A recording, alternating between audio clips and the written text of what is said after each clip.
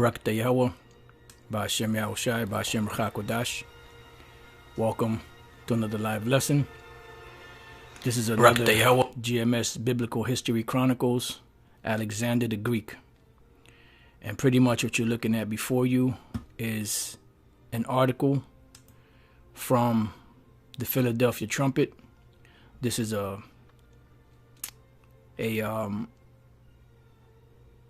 magazine that Elder Pastor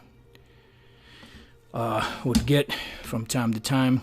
You know, he would subscribe to them. They would send them monthly installments, you know, that had a lot of different stories and news articles and things pertaining to prophecy.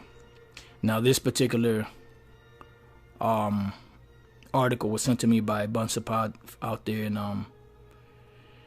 in Dallas, and I told him, you know, Tawada, you know, this would be my next lesson, Lord's will. This is pretty concise. We're going to try to read the whole article. It's not that long.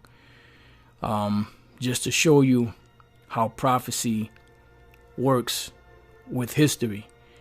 And you've heard us say before that if you don't know if you don't know history, you're not going to understand certain prophecies, because prophecies are mostly historical events, except for the ones that haven't happened yet. Now, this individual here, Alexander the Greek, which was the beginning of the Edomite empires ruling on the planet, started the Greek Empire, or the Hellenization of the world at that time. And he is mentioned in prophecy, notably in the book of Daniel, and also in the book of Revelation, you know. So this individual that they write about, and certain generals and military men extol to the clouds and still laud and praise his strategic, you know, or his strategies on the battlefield. All of those strategies were given to him by Yahweh Ba'ashem Yahushai. You know, I'm not going to really tell you too much of the article so we could just read it. But, you know, he was brought up under Aristotle, which is, the article says, which Aristotle was a Jake. You know, with his 4 generals, you know, a lot of them came up under that learning, you know. And when people say that the Bible is not valid, you know, how do you explain the prophecies and the historical accounts that took place, you know, prior to them happening? And then in the case of Alexander, he was shown in the scriptures that it was speaking about him. There was this woman, brother sent me a video of this woman speaking about the coronavirus and how everything is a setup. And then somewhere in her speech, she said, "I'm a Bible-believing Christian, and if we believe that the Bible or the book of Revelation is true, then so-and-so in the tribulation, blah, blah, blah." So I'm like, wait a minute. That's double speak. On the one side of your mouth, you're going to say you're a Bible-believing Christian. Then you're going to say, if we believe that the Bible of the book of Revelation is true. And the book of Revelation is true, which shows you these devils, they really don't believe the book. They just use the power of the book, but they really don't believe in the book. But this book has stood the test of time. In Isaiah 34, it says that none shall want her mate, that none of the prophecies in this book are going to fail. So nevertheless, let's get started. It says Alexander the Great was mentioned in the Bible, and he knew it. This was dated April 3rd, 2016. It says the civilization-altering life of Alexander the Great is well known to most students of history. But there is one chapter of his saga that is as seldom discussed as it is fascinating. Not only was Alexander's reign predicted in the Old Testament long before he was born, but when Alexander visited Jerusalem, the high priest showed him those Bible prophecies. The priest explained, "Alexander, these prophecies are about you." And the reason why they don't speak about Alexander the Creep and in the Bible, or Alexander the Great, they call him. We call him Alexander the Greek, Alexander the Creep. But the reason why they don't really talk about this too much is because if they talk about that, that's going to give more credence to the Bible. So they rather speak of Alexander in a historical sense of the documentation that they have out there more than the accounts in the scriptures that prophesied what he would do before he did them, because that would give more credence to the Bible, and they don't want that. It says, if you're not familiar with this intriguing chapter of history, you may be astounded to learn how Alexander reacted to that statement. It says, background. Alexander was born in 356 BC in the city of Pella, the ancient capital of Macedonia, which is right above Greece. I think, I'm not sure if they still call it Macedonia. I know you have Albania in that area, but nevertheless, it says his parents were Philip II and Olympias of Epirus. From his father, Alexander learned the art and science of warfare, but historians agree that his mother was far more influential in his life. From her, Alexander inherited a profound love for learning and also his fiery, sometimes ruthless nature. During his early years, Alexander's mother constantly told him that he was part god. Her family had long claimed to be descendants of Achilles, the demigod, so she told him that this meant some divine blood was pumping through his veins. Of course, that's all nonsense, and yes, it is all nonsense. Achilles was a myth, and Alexander was a mortal man like any other. That's why he died at the age of 32. But it's important because of the profound effect these stories had on Alexander. He believed he was a descendant of Achilles, which prompted Alexander to study all that he could about the demigod. In his adult years, Alexander even carried with him a copy of Homer's Iliad, which chronicles Achilles' conquest. Every night he slept with this book under his pillow. He carried it with him into every battle. When Alexander was young, he was personally taught by Aristotle. Among the subjects Aristotle taught him was what? The Hebrew language.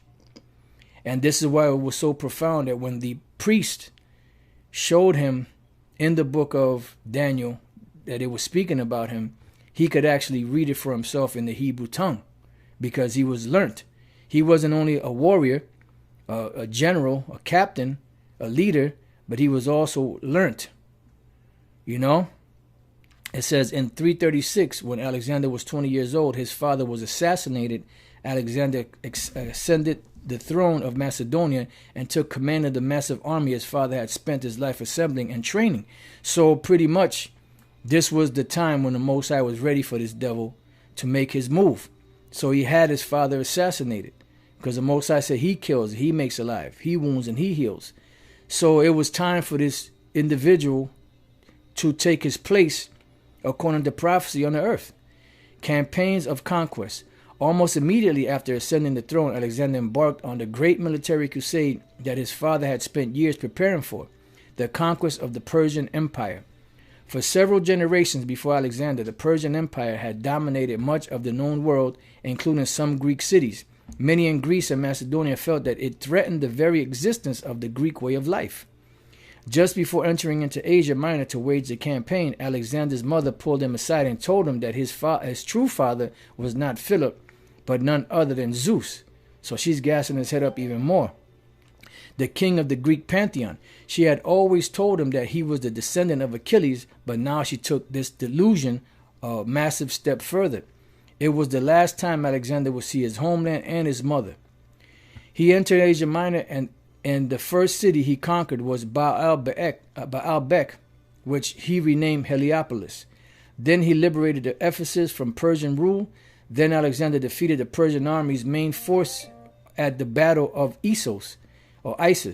Next, he sacked the cities of Sidon and Aleppo and then conquered the rest of Syria and then Egypt. So it was thought insanity back then to wage war against the Persian Empire because they had such a massive army and they had so many different nations working for them.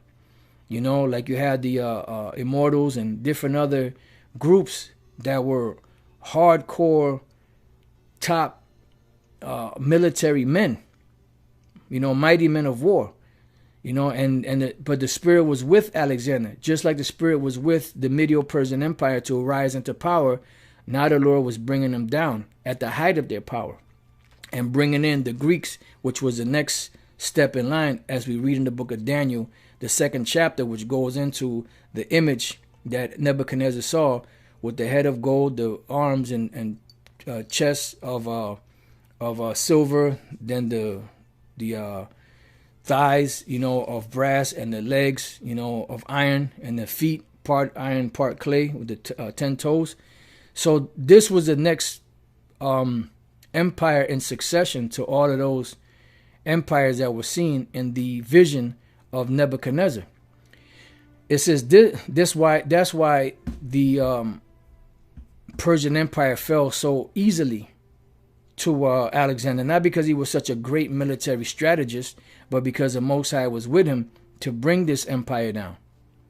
Things were going well for Alexander. He would have been about 24 years old, and he was undefeated.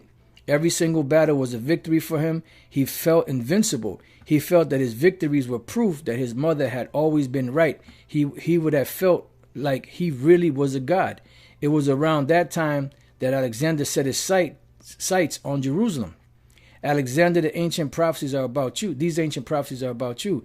Josephus, the Jewish historian who lived in the 1st century AD, said that when Alexander was just about to enter the city of Jerusalem, the Jewish high priest at that time, a man named Jaddua, met him on the outskirts of the city. Jaddua led a procession of affluent residents of Jerusalem.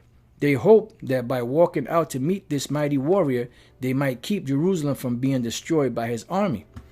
The sight of the high priest and the procession gave Alexander pause. He entered the city peacefully. Once inside, Jaddua brought Alexander to the temple and showed him some passages in the book of Daniel. The Most High had inspired the prophet Daniel to write his book back in 535 BC, about 180 years before Alexander was born. Why? Because it was prophecy, prophecy, prophecy. We know that because of Daniel 10:1, in which Daniel says he wrote in the 3rd year of the reign of Cyrus the Great. Historians agree that would have been around 535 BC, and that just shows you how prophecies work. The Most High said that his words will not go out void. All right? Jaddua would have shown Alexander such passages as Daniel 11:2-3, which discuss the Persian Empire pushing against Greece and eventually being conquered by a mighty Greek king. Behold, there shall stand up yet 3 kings in Persia, and the 4th shall be far richer than they all, and by his strength, through his riches, he shall stir up all against the realm of Grecia. And that's what they did. You know, Xerxes, Artaxerxes or Xerxes, which you hear Elder Pastor mention him all the time in the movie 300. He's the one that was stirring things up against Greece. And what happened? Eventually he was shut down because it was time for the Greek Empire to rule. And a mighty king shall stand up that shall rule with great dominion and do according to his will. And that was who? Alexander the Great. Which they call Alexander the Great, we call Alexander the Greek. Jaddua would also likely have shown him companion passages in Daniel 8, which give more detail about this mighty king of Greece who would defeat the Persian Empire. These passages truly are about Alexander the Great, and they were written around 200 years before his reign began. You can imagine Alexander the Great standing in the temple next to the high priest. You can imagine him being shown an ancient scroll with the words of Daniel written on it.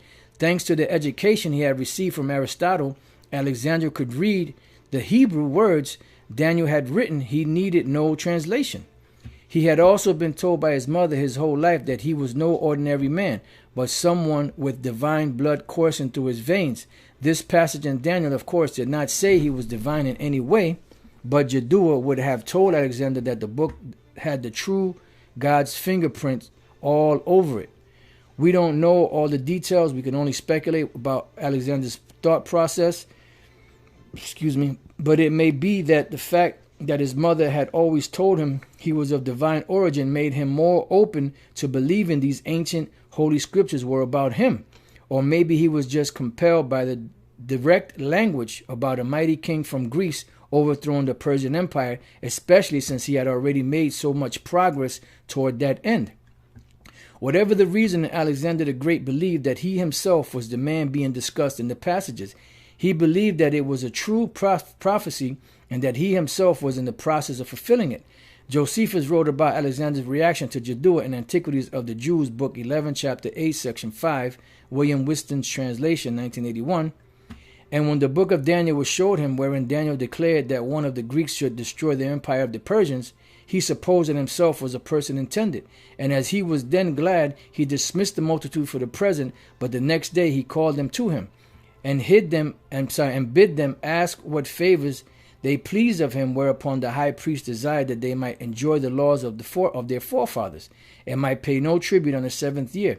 He granted all they desired, and when they entreated him that he would permit the Jews in Babylon and Media to enjoy their own laws also, he willingly promised to do hereafter what they desired. Alexander not only believed the prophecies in Daniel were about himself, but because of that belief, he gave great favor to the Jews. He had pillaged and plundered many other cities, often renaming them and requiring them to adopt much of the Greco-Macedonian culture, because that's when Hellenization was on a rampage.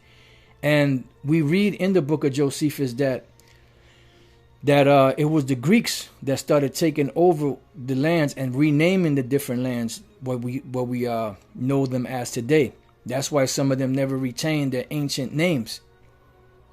It says, but for the city of Jerusalem, it was different. He allowed the Jews to keep their own laws, and he made them a massive break in paying tribute. It says he gave them. He said he would basically give them whatever they asked for. Josephus goes on to explain that the Samaritans were so astounded by Alexander's treatment to the Jews that when Alexander came to their city next, they tried to convince him that they were also Jewish. They wanted to be shown that same favor. This glimpse back into a seldom discussed chapter of Alexander's life shows how prophecy and history intersect in Jerusalem in a dramatic way. Yeah, because it's all about the prophecies. To understand those astounding prophecies, that goes into something else. But pretty much, as you can see, this goes into another topic of the Samaritans, which were heathen that were inside of Samaria and those regions there that were planted there by the kings of Assyria once they took the northern kingdom down. All right, but that's just show you this short read here. It shows you how, like they said at the end, history and prophecy are intertwined with each other. You know, and this is why you always hear us say from time to time, if you don't know history, you're not going to understand certain prophecies.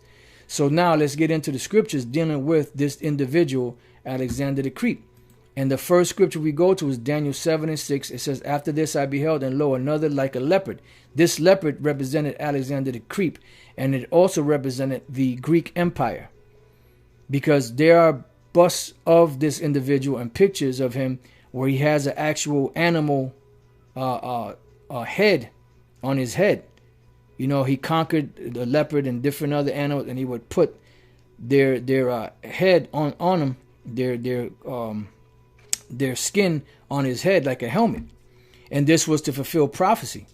It says, which had upon the back of it 4 wings of a fowl. So this empire, which was the Greek Empire, which was headed by Alexander the Crete, had 4 wings of a fowl on its back, which represented the 4 generals. He had many generals, but there were 4 main generals that actually ruled with him and helped him conquer. You know, and that was Lysimachus, Cassander, Ptolemy, and Seleucus. Those 4. And out of those 4, the main 2 that really grew to prominence, according to prophecy, was the Seleucid dynasty and the Ptolemaic dynasty. All right, it says the beast had also 4 heads, and dominion was given to it. Yeah, because they conquered the known world at that time.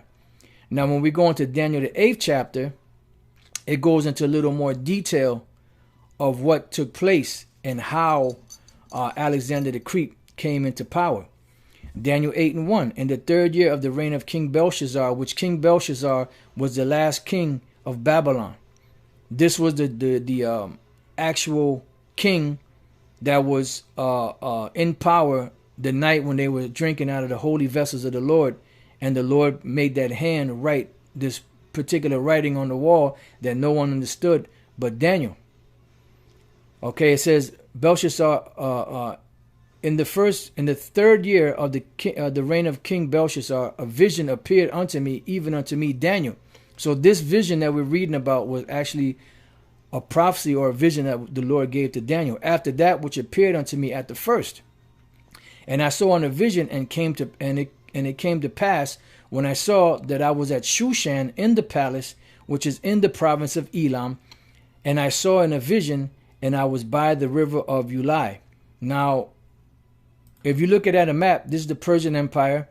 This is modern day. This is ancient Babylon. This is modern day, Iraq here, Iran. And if you see here, you have Elam. That's why we tell you that the Iranians, the original Iranians, were Elamites. So you have Elam here, where he was, we read about. You have Susa, which is the palace at Shushan, where he was at. And he said he was by the river Ulai. And on the east of Shushan, you have the river Ulai there. So in this picture, you will have the river Ulai on this side of Susa or Shushan. All right, so this is where the area was at. You had the Medes here, the Persians. This is where Daniel saw this vision at. It says, "Then I lifted up mine eyes and saw, and behold, there stood before the river a ram which had two horns, and the two horns were high, but one was higher than the other, and the higher came up last." So this ram represents the joint empires of the Medes and the Persians. That's what they call it, the Medo-Persian Empire. And that's what the two horns represent, two major powers, two major governments. And the two horns were high because they were exalted, because it was their time to rule. They were that breast and arms of silver. This was the next empire in succession to rule after the Assyro-Babylonian Empire. It says, "And the two horns were high, but one was higher than the other," because eventually the Persians became greater than the Medes. It says, "And the higher came up last," because the Medes conquered first, then the Persians came in there with them, but the Persians became greater than the Medes. That's why it was known at one point as the Persian Empire. It says, "I saw the ram pushing westward and northward and southward." So why was it pushing this way? Because that's where the major empires were at the time, or the lesser empires. So they were in the east, pushing westward and southward and northward. And there were different empires that they conquered, but that goes into a whole nother lesson.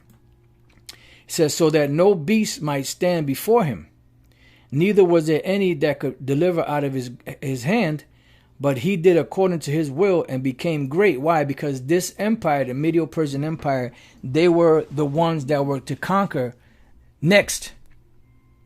And there was no one that was going to able to stand in front of them. Just like when Esau, through the so-called American Empire, was rising into power, no one could stand before him. Why? Because it was their time to rule. And when it's your time to rule, there's nothing anyone can do to bring you down from that. That's why the next empire to rule is Yahushai / Israel's kingdom, and no one's going to be able to stand in the way of Yahushai setting up his kingdom. Why? Because it's prophesied, and the Most High stands behind his word. So it says, "And as I was considering, behold, an he-goat came from the west on the face of the whole earth." So this he-goat represents Alexander the Creep. Matter of fact, let's jump down to the 20th verse. It says, "The ram which thou sawest having two horns are the kings of Media and Persia." That's why it's known as the Medo-Persian Empire. "And the rough goat is the king of Grecia. And the great horn that is between his eyes is the first king." So now when we jump back up, it says, "And I was considering, behold, an he-goat came from the west on the face of the whole earth." Because where did Alexander the Creep come from? He came from the west. Just bear with me one second.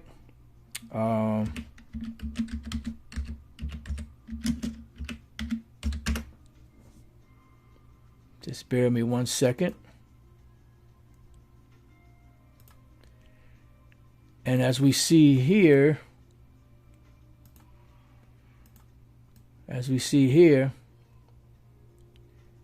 you have Greece down here, and you have up here what? Macedonia. You have Albania, Kosovo, Serbia, Bulgaria. So this is Macedonia is where? In the west, in comparison to the Medo-Persian Empire. You would have to go westward to get to Greece, to get to Macedonia. All right. So now going back, it says, "And touched not the ground, and the goat had a notable horn between his eyes." And why did it say it touched not the ground? Because he conquered these regions with ease, and he didn't stop. It's almost like he was floating, on a cloud, taking all these empires down. where it took his father years and years and years of preparation and preparation and preparation, and he never got a chance to launch that assault because it was time for him to go. So he was assassinated because it was not up to him to conquer the Persians, even though he wanted to. That job was given to his son in prophecy, which is Alexander. And the goat had a notable horn between his eyes. So now when we read about this notable horn, the notable horn means that it was a prophetic power that was going to rule, which this horn right here represents Alexander the Creep, not to be mistaken with the other little horn that we're going to read further down, which represented Antiochus Epiphanes. So let's look up this word notable just so you can see. The word notable is chazawath, which means vision, conspicuousness, vision, oracle of a prophet, agreement, conspicuousness in appearance. So he was great, notable, but it was also prophesied. He was also prophesied to do these things. It was prophesied. This horn, this power, this man, this individual was prophesied to be this great king that was going to conquer these lands. And now I said, don't let this notable horn representing Alexander the Creep be mistaken with the little horn that came next, which was Antiochus Epiphanes. It says, this is verse 8. It says, therefore the he-goat waxed very great, and when he was strong, the great horn was broken, and for it came up 4 notable ones toward the 4 winds of heaven, because these 4 notable ones were the 4 generals that were also prophesied to rule in his kingdom. And out of one of them came forth a little horn. Now this little horn represented Antiochus Epiphanes. You see? Which waxed exceeding great toward the south and toward the east and toward the pleasant land, because he's the one that destroyed the pleasant land. And that goes into a whole nother thing. So this notable horn, as we read in the 21st verse, and the rough goat is the king of Grecia, and the great horn that is between his eyes is the first king. Now, where do we also read about this first king? Well, we have to go all the way to the book of Maccabees, 1 Maccabees 1:1, to get the name of the individual, because in Daniel, the whole book of Daniel, in the prophecies, it never mentioned his name. It never mentioned him by name. But when we go to Maccabees, it mentions names. And this is one of the reasons why this book is not wanted in the scriptures, because it has too many revealing things that put the pieces of the puzzle together. There's a lot in this book, in the book of the Apocrypha, that puts a lot of pieces together that you wouldn't understand, without it. So this is 1 Maccabees 1:1, and it happened after that Alexander, son of Philip, the Macedonian, who came out of the land of Kittim. Now, where is the land of Kittim? It is actually an island. It is actually an island in the Mediterranean Sea, which name has been changed since then. Let me see if I can find a map for it.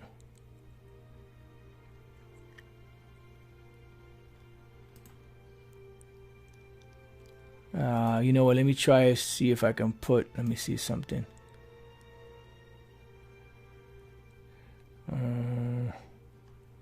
Just bear with me 1 second. Here we go.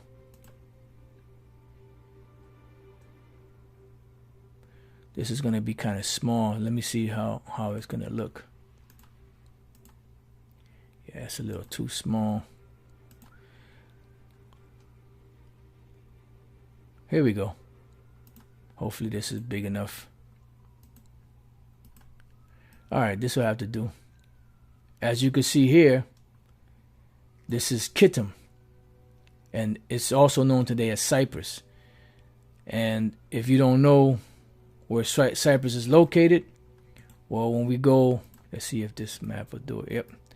When we go here, you have here, this is the Mediterranean Sea. This is so-called Africa, the Middle East, Asia Minor. And you have here Kittim, which is also known as Cyprus. That's the name today. So we read here, it says, and it happened after that Alexander, son of Philip the Macedonian, who came out of the land of Kittim, had smitten Darius, king of the Persians and the Medes, that he reigned in his stead, what? The first over Greece. So now we understand what is meant in the book of Daniel, the 8th chapter, where it speaks about him being that great notable horn that reigned. You know, the first over Grecia. We know what his name is based off of the scriptures. So because everything ties together. So now, as we read it, let's read this again. Therefore, Daniel 8:8. Therefore, the he-goat waxed very great, and when he was strong, the great horn was broken, and for it came up 4 notable ones toward the 4 winds of heaven, and out of one of them came forth a little horn, which was who? That was Antiochus Epiphanes, which waxed exceeding great toward the south and toward the east and toward the pleasant land. And like I said, that's going into something else. So now let's go back to Maccabees. And it says, and made many wars. Did we not read in Daniel the 8th chapter how Alexander made many wars and how his feet didn't touch the ground? Let's see if we can find that real quick. Verse 5, and as I was considering, behold, an he-goat came from the west on the face of the whole earth and touched not the ground. See? And the goat had a notable horn between his eyes, which we read is Alexander. So it says, and made many wars and won many strongholds and slew the kings of the earth, the ones that were in power, and went through the ends of the earth and took spoils of many nations, insomuch that the earth was quiet before him. Why? Because you couldn't stand against them. Why? Because it was a time of the Greeks to rule in prophecy. Whereupon he was exalted and his heart was lifted up. So he got proud. And he gathered, and he had his mother, had told him that he was a demigod, that he was, the blood of Achilles ran through him, and that his father really wasn't Philip, it was Zeus. So he was gassed up, and he gathered a mighty strong host and ruled over countries and nations and kings who became tributaries unto him. And we read that the nation of Israel was exempted from that. From them heavy taxes. I mean, they still paid tribute, but not on the level of them other nations. And after these things he fell sick and perceived that he should die. Wherefore he called his servants, such as were honorable, and had been brought up with him from his youth, and parted his kingdom among them while he was yet alive. So Alexander reigned 12 years and then died, and his servants bare rule every one in his place. Now that leads us to Daniel, the 11th chapter. It says in the, what verse was that? Oh, 2nd verse. And now will I show thee the truth, but behold, there shall stand up yet 3 kings in Persia, and the 4th shall be far richer than they all. And by his strength, through his riches, he shall stir up all against the realm of Grecia, which that was Xerxes or Artaxerxes in the movie 300. It says, and a mighty king shall stand up, and this mighty king, we read already, is Alexander the Great, that shall rule with great dominion. And he had great dominion because he conquered the whole known world at the time. He conquered so much that there was nothing left for him to conquer. And when there was nothing left for him to conquer, what happened? There was records that stated that he actually cried because there was nothing else for him left to conquer. That shall rule with great dominion and do according to his will. And when he shall stand up, his kingdom shall be broken and shall be divided toward the 4 winds of heaven, and not to his posterity, because his children didn't take over the throne. His sons didn't take over the throne. It was his generals.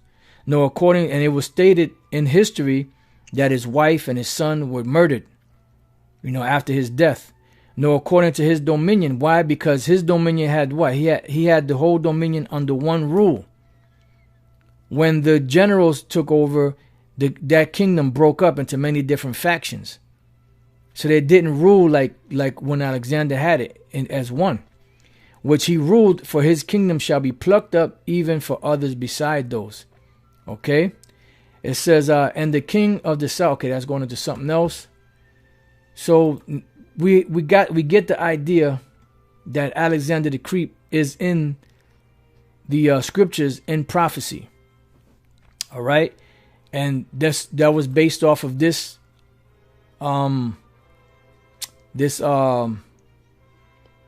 webpage here, the trumpet, the Philadelphia trumpet, Alexander the Great was mentioned in the Bible, and he knew it. All right, so that's that's pretty much the lesson.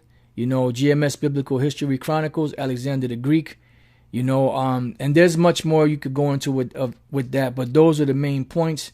If you want to get more information, you could type in Alexander the Great and get more information on it, and his conquests and different things that he did, which is cool if you know. But the main things that we need are the things that pertain to prophecy. Anything else is just extra gravy. So the reason why that happened, let's leave you this one precept, is because the Most High rules in the kingdom of men, and he's the one that's setting one up and putting one down. Psalm 75 and oh wow. You know what? I'm starting at 1. Unto thee, O Most High, do we give thanks. Unto thee do we give thanks, for that thy name is near, thy wondrous works declare. It says, when I shall receive the congregation, I will judge uprightly. The earth and all the inhabitants thereof are dissolved. I bear up the pillars of it, Selah. I said unto the fools, deal not foolishly, and to the wicked lift not up the horn. Why? Because you can't lift up your horn or your power, because the Most High is the one that's given dominion and taken away dominion. Lift not up your horn on high, speak not with a stiff neck, for promotion cometh neither from the east, nor from the west, nor from the south, but the Most High is the judge. He pulleth down one and setteth up another. So why was Alexander the Great able to do that in such a short a time? Because the Most High was with him, because that was the individual spirit that came into that body and that flesh named Alexander, that was to fulfill the prophecy that the Most High has spoke of through the mouth of Daniel about approximately 200 years before he even was born or ruled. For in the hand of the Lord there is a cup, and the wine is red. It is full of mixture, and he poureth out of the same. But the dregs thereof, all the wicked of the earth shall wring them out and drink them. And we're coming to this point now, where the Most High is going to pour his fury upon this whore, America.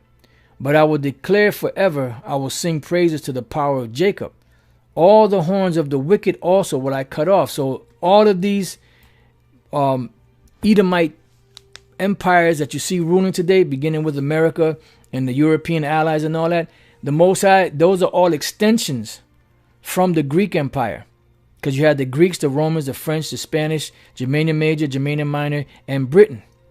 And out of Britain, which was the seventh head, came out the eighth, which was what? America. In America, it would be the revival of the ancient Roman Empire with her allies, the EU and NATO. And now these horns that are ruling the earth, pretty much, the Most High is going to break them down. All the horns of the wicked also will I cut off, meaning all the powers will I cut off, but the horns of the righteous shall be exalted. So that's been a history lesson. GMS Biblical History Chronicles, Alexander the Great. Shalom to the elders and Akim and Akwaf that on the comment board, the water for the scriptures and everything you put up. But Salaki, I didn't get to any of those.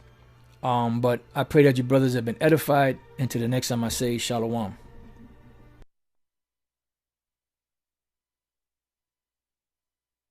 And he's the one that's setting one up and putting one down. Psalm 75 and oh wow. You know what? I'm starting at 1. Unto thee, O Most High, do we give thanks. Unto thee do we give thanks, for that thy name is near, thy wondrous works declare.